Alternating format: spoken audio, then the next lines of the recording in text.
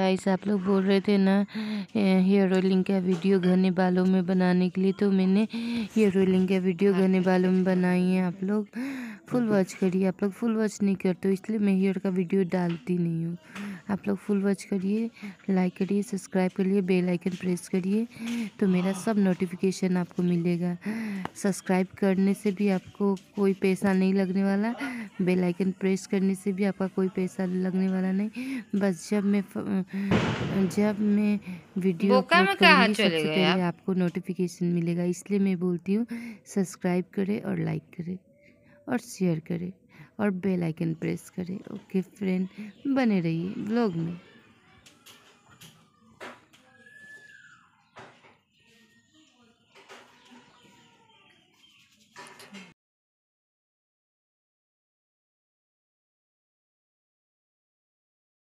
रोटी भी नहीं खाया, भूखे नहीं लग रहा है, पेट टाइट लग रहा है।